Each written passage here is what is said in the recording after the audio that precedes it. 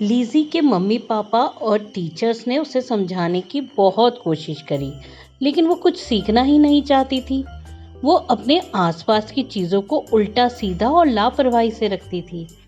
लीज़ी की माँ हमेशा उसके तौर तरीकों को लेकर बड़बड़ाती रहती थी।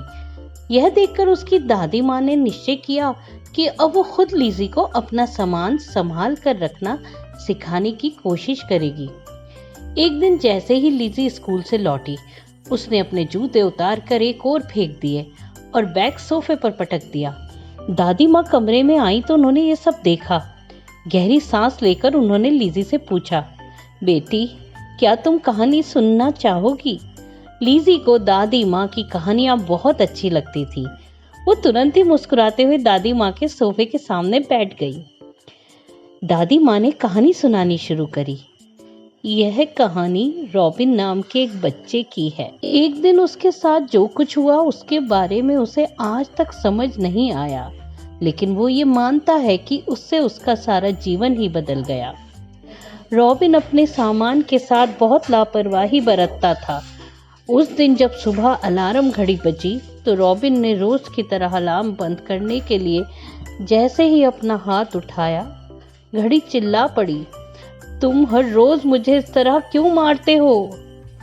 रॉबिन की नींद तुरंत उड़ गई। उसकी अलार्म घड़ी ने अभी अभी उससे बात की थी। क्या कभी ऐसा भी हो सकता है? रॉबिन डर गया और उसने घड़ी की घंटी बंद कर दी। इसके बाद वो ब्रश करने गया।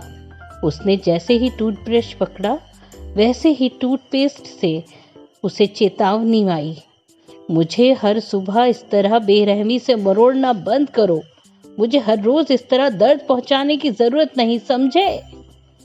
और इसी तरह जब उसने टूथब्रश उठाना चाहा तो टूथब्रश भी बोल पड़ा, आराम से, मैं तुम्हारे दांत बहुत आराम से साफ करता हूँ, उन्हें तोड़ता नहीं, है ना?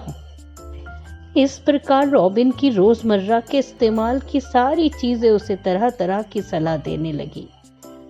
स्कूल बैग भी उससे बोला, तुम कम से कम अपना छाता और रैकेट तो दूसरे बैग में रख ही सकते हो। आखिर मुझे तुम समझते क्या हो? रॉबिन समझ गया कि ये सब क्या हो रहा है। वो अपने सारे सामान के साथ बहुत बुरा व्यवहार करता था और अब वही सब उससे अपनी बात कह रहे थे। स्कूल में रॉबिन की मैथ्स की टीचर ने उससे बोर्ड पर एक सवाल करने को कहा। उसके हाथ की चौक उससे गुर्रा कर बोल पड़ी, कल तुमने मेरी सहेली को बोर्ड पर पूरी तरह से रगड़ रगड़ कर बर्बाद करा था। अब तुम देखना मैं तुम्हारे साथ क्या करती हूँ। और फिर रॉबिन के हाथ की चौक ने 2+2 का जोड़ 0 बताते हुए एक बत्तख बना दी। पूरी क्लास के बच्चे उस पर हंसने लगे और मैडम गुस्से से आग बबूला हो गई। रॉबिन को अब तक सबक मिल चुका था। अब वो अपने सामान को संभाल कर रखने लगा और ध्यान रखता कि उन्हें दोबारा शिकायत का मौका ना मिले। दादी माँ की कहानी समाप्त हुई तो लीज़ी बोल पड़ी, दादी माँ, रॉबिन बहुत खराब लड़का था। उसके साथ जो हुआ वो बिल्कुल ठीक हुआ। दादी माँ मुस्कुराने लगी और बोली, और प्यारी लीज़ी, अगर तुमने भी अपनी चीज़ें संभालना शुरू नहीं किया तो किसी दिन वो तुमसे भी शिकायत करेंगी।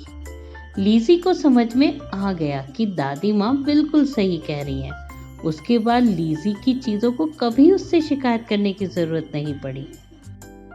तो देखा बच्चों, लीज़ी और रॉबिन की इस कहानी से तुम्हें भी ज़रूर कुछ सीखने को मिला होगा कि तुम्हें भी अपना सामान बिल्कुल सही तरीके से और सही जगह पे हमेशा रखना चाहिए। इस तरह से चीज़ें आपसे खुश रहेंगी।